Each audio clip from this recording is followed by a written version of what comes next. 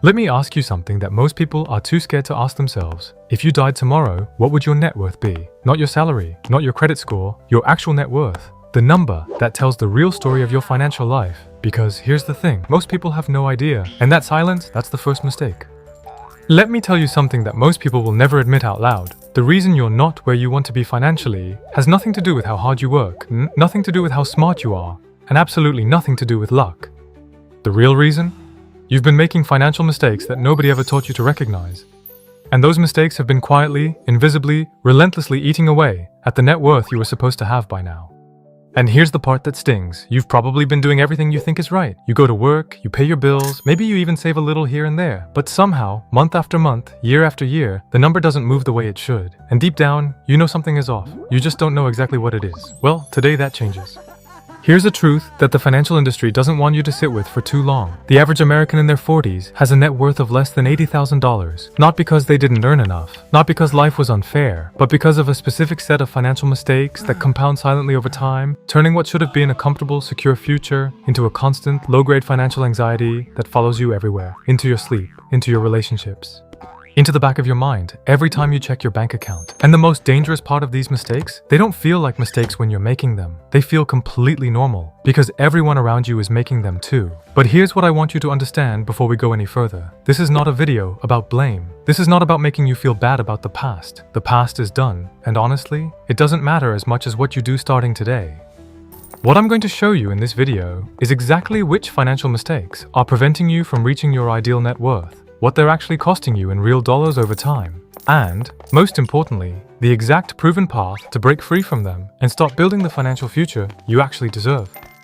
Whether you're in your 20s just getting started, in your 30s or 40s feeling like you're behind, or in your 50s wondering if it's too late, I promise you, this video has something that will change the way you think about money forever. So, let's get into it.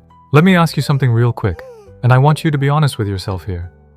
If someone asked you right now, hey, what's your net worth? Would you actually know the answer? Not a rough guess, not a somewhere around kind of number, but the real, actual number. Because here's the thing, most people can't answer that question, and that silence right there, that's already the first mistake. You can't fix what you refuse to measure, and you can't build something you've never defined. The people who are quietly winning with money aren't smarter than you, they're not luckier than you. They just decided to face the numbers head on, even when those numbers were scary. And trust me, the number doesn't have to be pretty to be powerful. Knowing where you stand is the starting line, not the finish line. So if you've been avoiding that moment of truth, today's the day we change that together. I'll be real with you. I was 31 years old when I finally sat down and calculated my actual net worth for the first time. And I remember the exact feeling, a kind of cold, uncomfortable clarity. I had a decent job, I was paying my bills, I had a car that looked good in the driveway. But when I added up everything I owned and subtracted everything I owed, the number staring back at me was $4,200, 31 years old, 9 years into my career, and basically nothing to show for it financially. That number broke something in me.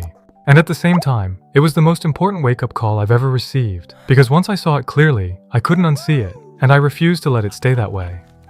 Now, let's talk about the mistake that's probably the most common and the most dangerous, and that's confusing income with wealth. I've seen people making $120,000 a year with a net worth of literally zero, and I've seen people making $45,000 a year quietly building something incredible. The difference isn't the paycheck, it's what happens after the paycheck hits the account. See, income is just water flowing into a bucket. Net worth is how much water actually stays in that bucket after all the leaks. And most people, they've got more leaks than they realize. Car payments, subscriptions they forgot about, dining out 4 times a week, credit card balances that never seem to go away. All of it is quietly draining the bucket. The truth that nobody wants to hear is that a bigger salary without financial discipline just means bigger leaks. You earn more, you spend more, and somehow you're still in the same place 5 years later. Here's another trap that's sneakier than it looks. Lifestyle inflation. The moment you get a raise, the brain starts doing this thing where it says, you deserve an upgrade. And maybe you do. But here's where it gets dangerous. That upgrade on the car, the bigger apartment, the nicer vacations, they feel like rewards, but they're actually anchors. Every time your expenses rise to match your income, you've reset the clock on your financial progress. Think about it this way. If you were making $60,000 and living on $55,000, and then you got promoted to $80,000, and now you're living on $78,000, you actually made your situation worse in terms of building net worth. You went from saving $5,000 a year to saving just $2,000 a year. More money, less progress. That's the lifestyle inflation trap in action, and it's happening to millions of people right now who genuinely believe they're doing well because their life looks better on the outside. Wait, do you know what a 22% credit card interest rate is actually costing you over 10 years? The number will shock you. Keep watching. Let's get into something that stings a little: consumer debt. And I'm not just talking about credit cards, I'm talking about the entire mindset of buy now, figure it out later. Look, there's nothing wrong with using credit strategically, but when you're carrying a balance on a card that's charging you 22% or 24% interest, you are literally paying a penalty for your own spending. That's not a financial tool, that's a financial trap dressed up in a rewards program.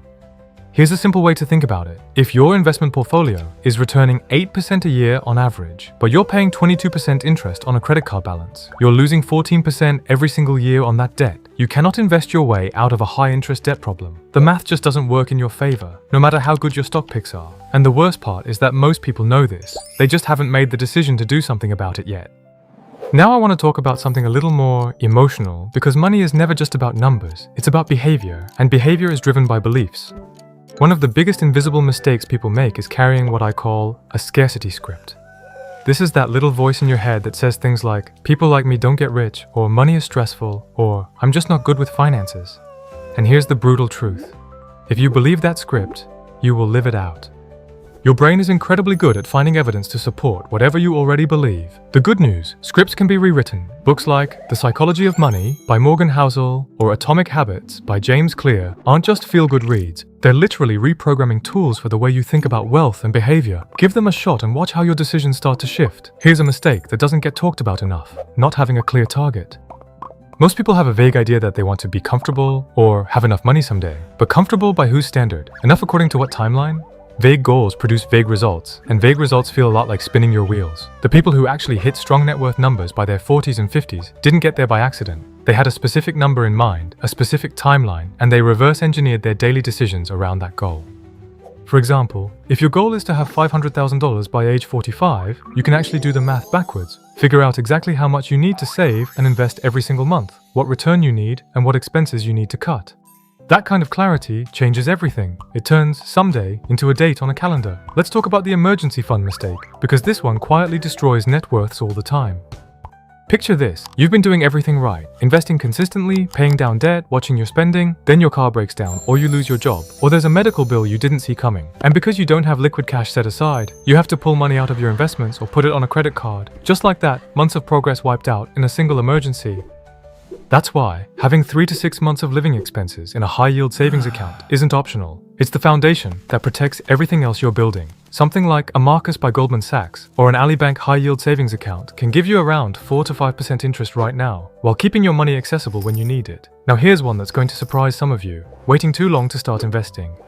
If you invest $300 a month starting at age 25 at an average return of 8% annually, by age 65 you'll have around $1,000. But if you wait just 10 years and start at 35 with the same $300 a month, you end up with around $440,000. Same effort, same discipline, but a $560,000 difference just because of a 10-year delay. Time in the market is the most unfair advantage in personal finance, and the only way to use it is to start. You can open a Roth IRA with as little as $1 through platforms like Fidelity or Charles Schwab. Here's a mistake that doesn't get talked about enough: trying to look wealthy instead of actually becoming wealthy. The people who are genuinely building serious net worth are often the ones you'd never guess. They're driving used cars, living in modest homes, and quietly putting money to work in index funds and real estate. There's a concept, actually a real book, called The Millionaire Next Door by Thomas Stanley that proves statistically that most millionaires in America live way below their means. The flashy lifestyle and the fat portfolio almost never coexist. You get to choose which one you want. And finally, let's close this first chapter with what might be the most underrated mistake of all: not continuously increasing your income. Because here's the truth: you can cut expenses only so far.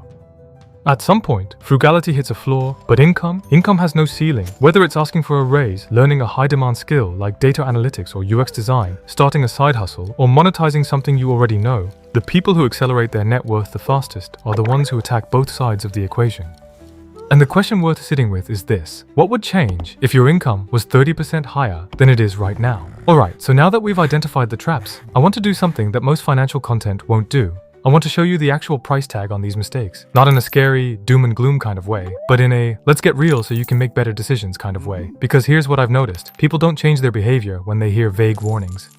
They change when they see the specific number attached to the cost of inaction. So that's exactly what we're going to do in this chapter. We're going to put a dollar amount on the mistakes we talked about, and we're going to follow the money all the way to retirement age. Because the real danger isn't just the mistake itself, it's the compounding cost of that mistake over 10, 20, 30 years. And once you see that number, you can't unsee it. Coming up, I'll show you exactly how one missed salary negotiation can cost you over $850,000 in retirement wealth. You're not going to want to miss this one. Let's start with the cost of carrying consumer debt. The average American carries around $6,500 in credit card debt at any given time. At an interest rate of 22%, that's about $1,230 a year just in interest payments. Money that's gone, producing nothing, building nothing. But here's where it gets really painful. If instead of paying that $1,430 in interest every year, you invested it at an 8% annual return, over 20 years that would grow to over $71,000. Over 30 years, nearly $162,000. So that credit card balance isn't just costing you $6,500, it's costing you a potential $162,000 in future wealth. That's the real price of consumer debt. Now let's talk about the compounding cost of lifestyle inflation. Let's say you get a $15,000 raise at age 30. Instead of investing the difference, you upgrade your apartment, get a nicer car, and expand your dining and travel budget. Over the next 10 years, that's $150,000 in lifestyle spending. But the real loss isn't the $150,000. It's what that money could have become. If you had invested just half of that raise, $7,500 a year, at 8% annual returns, by age 60, you'd be sitting on over $900,000 from that one decision alone. One raise, one choice, nearly $1 million in the difference. Here's the cost of not having an emergency fund, and I want you to really picture this scenario. You're 35, you've been investing $500 a month, your portfolio is growing, then you get hit with an $8,000 car repair and a medical bill in the same month. No emergency fund means you're pulling $8,000 out of your investment account. At 8% annual returns, that $8,000 left in the market for 20 years would have grown to over $37,000. But it gets worse. If you pulled from a retirement account like a 401k, you're also paying a 10% early withdrawal penalty plus income tax, which could eat up another $2,000 to $3,000. One financial emergency without a safety net can cost you $40,000 or more in future wealth. Let's get into something that I think is genuinely heartbreaking when you see the numbers, the cost of starting to invest late. Consider two people, Alex and Jordan. Alex starts investing $400 a month at age 22. Jordan waits until 32. Both get 8% annual returns. By age 62, Alex has roughly $1.4 million.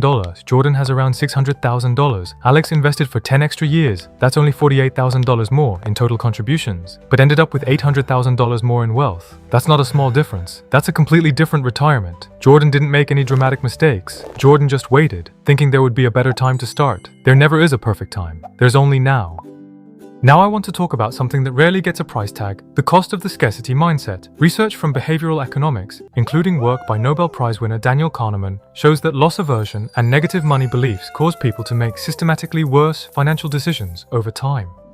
Studies suggest that people with positive financial mindsets accumulate significantly more wealth over a lifetime, sometimes 2 to 3 times more, than those operating from fear and scarcity. The mind is the first investment. Everything else follows from there. Here's one that surprises people: the cost of not negotiating your salary. Most people accept the first offer they get. Let's put a number on that. If you're making $65,000 and you could have negotiated to $72,000, that's a $7,000 difference per year. Over a 30-year career, that's $210,000 in lost income before any investing. But if you had invested that $7,000 difference annually at 8% returns, you'd be looking at over $850,000 in additional wealth by retirement, from one conversation you never had. Resources like Never Split the Difference by Chris Voss will teach you exactly how to have that conversation confidently. Let's talk about the cost of ignoring tax-advantaged accounts. If your employer offers a 401k match and you're not contributing enough to get the full match, you are literally turning down part of your compensation. A common match is 50% up to 6% of your salary. If you make $60,000 and contribute 6%, that's $3,600 from you, and your employer adds $1,800 for free. Over 30 years, that $1,800 annual match at 8% returns grows to over $220,000 you left on the table. The government literally built these tools to help you. Using them isn't optional if you're serious about building wealth. Now here's a cost that's less about money and more about something even more valuable: time and mental bandwidth. Financial stress is one of the top drivers of anxiety, relationship problems, and health issues in America. Studies from the American Psychological Association consistently show that money is the #1 source of stress for most adults. People under chronic financial stress are more likely to make impulsive purchases, ironically spending more in an attempt to feel better temporarily. The invisible cost of financial mistakes isn't just in your bank account. It's in your health, your relationships, and the quality of the life you're living every single day. And here's the final cost I want to leave you with in this chapter. The cost of options you never get to have. Because ultimately, net worth isn't really about money. It's about freedom. It's about being able to say yes to the things that matter and no to the things that don't. It's about not being trapped in a job you hate because you need the paycheck. Every financial mistake has a price, but the real price isn't paid in dollars. It's paid in options. It's paid in the version of your life you never got to live because the money wasn't there to support it. But here's what's interesting. Knowing the cost is only half the story. The other half? That's where things start to get really good. Alright, here's where everything changes. We've talked about the traps, we've looked at the real cost of those traps, and now we talk about the way out. And I want to be upfront with you about something. This isn't going to be a list of magic tricks or overnight shortcuts. What I'm about to share with you is a proven, systematic path that actually works. Not for a lucky few, but for anyone who decides to follow it with consistency and intention. The people who build real, lasting net worth aren't financial geniuses. They're ordinary people who made a decision, built a system, and stuck with it long enough for compound interest to do its thing. That's it. That's the whole secret. Stick around. In a few minutes, I'll show you the exact 3-fund portfolio that Warren Buffett himself recommends for everyday investors. Simple, proven, and incredibly powerful. The very first move on this path is so simple that most people underestimate it completely. And that's calculating your actual net worth right now. Not tomorrow, not after you get things in order. Right now. Take everything you own, your savings, your investments, your retirement accounts, the value of your car, any real estate, and add it all up. Then subtract everything you owe. What's left is your net worth. I personally track mine in a simple Google spreadsheet with 2 columns, assets and liabilities, and I update it every single month. You can also use free tools like Personal Capital or Empower to track everything automatically. The point is, you need to know your number before you can grow your number. Once you know where you stand, the next step is to attack your high-interest debt with everything you've got. If you've got credit card debt at 20% or higher, paying that off is literally the best investment you can make right now. Because no stock market return is going to consistently beat a guaranteed 20% return from eliminating that debt. There are 2 popular strategies for this.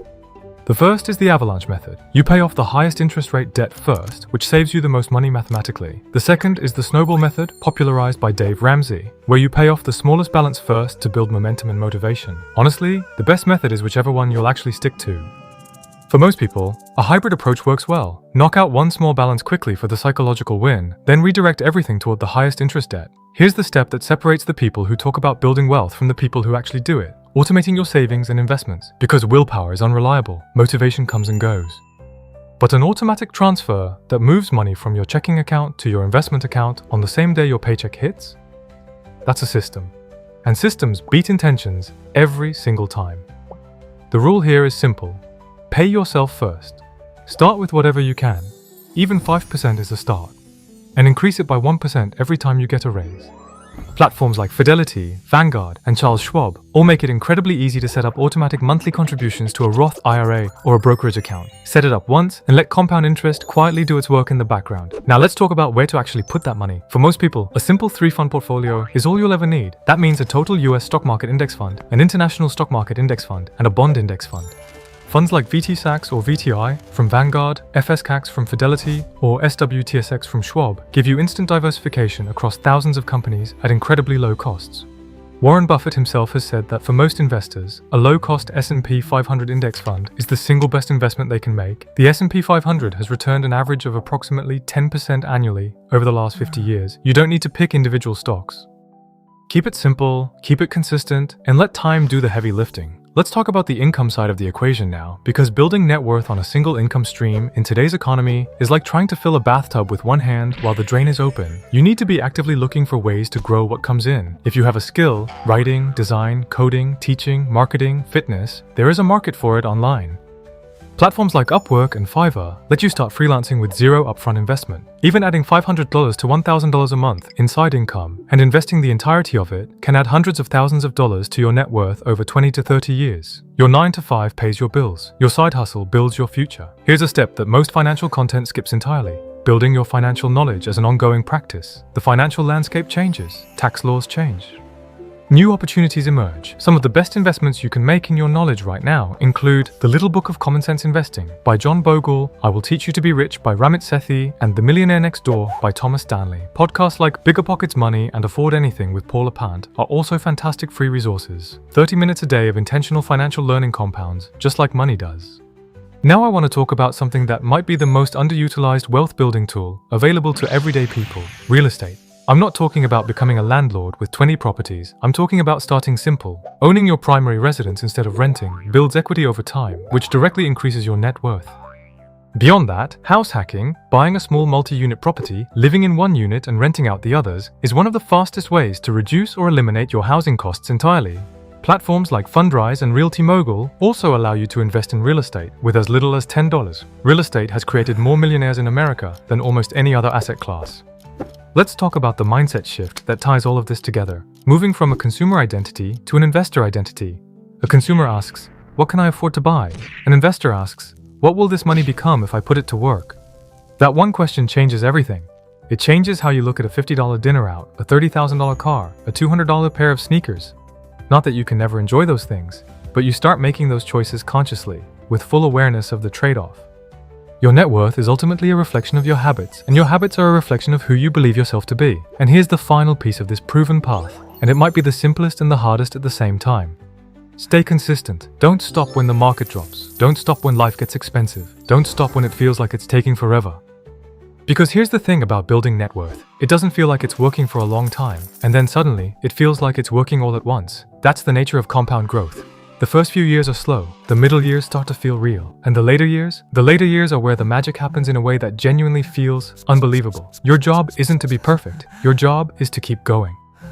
And if you keep going, the math will eventually do something extraordinary for you, something that will make every sacrifice along the way feel like the best decision you ever made. Alright, so here we are. We've covered the invisible traps, we've looked the real cost of these mistakes straight in the eye, and we've walked through the proven path to finally build the net worth you deserve. And now, I want to ask you something, and I want you to really think about this before you scroll past it. 5 years from now, where do you want to be? Not where you think you'll realistically end up. Where do you actually want to be? Because here's the thing, the gap between where you are and where you want to be isn't filled with talent or luck. It's filled with decisions. Daily, consistent, intentional decisions that compound over time, just like money does. And every single day you wait is a day of compounding you'll never get back. So let me challenge you right now. Not tomorrow, not next Monday, not when things calm down at work. Right now, open a spreadsheet or grab a piece of paper and calculate your actual net worth today. Write down your assets, write down your liabilities, and look at that number honestly. Then pick one mistake from this video, just one, and make a decision to address it this week. Maybe it's setting up an automatic investment transfer. Maybe it's calling your credit card company to start aggressively paying down that balance. Maybe it's finally opening that Roth IRA you've been putting off for 2 years. One move, that's all it takes to start shifting the trajectory of your entire financial future. And I want to hear from you. Drop a comment right now and tell me, what's the number one financial mistake you recognize in yourself after watching this video? And what's the one action you're committing to taking this week? Because accountability is one of the most powerful tools in personal finance. And this community right here is the perfect place to use it. There are people watching this video right now who are in the exact same situation as you. And together, we're all moving in the same direction, forward. And hey, if this video gave you even one insight that made you think differently about your money, do me a favor and hit that subscribe button and turn on the notifications bell, because this is just the beginning. Every single week, I put out content designed to help you make smarter financial decisions, build real wealth, and create a life where money works for you. Not the other way around. The people who are quietly winning with money aren't watching content like this once and moving on. They're showing up consistently, learning consistently, and applying consistently. So stay in the game, stay in this community, and let's build something real together. I'll see you in the next one.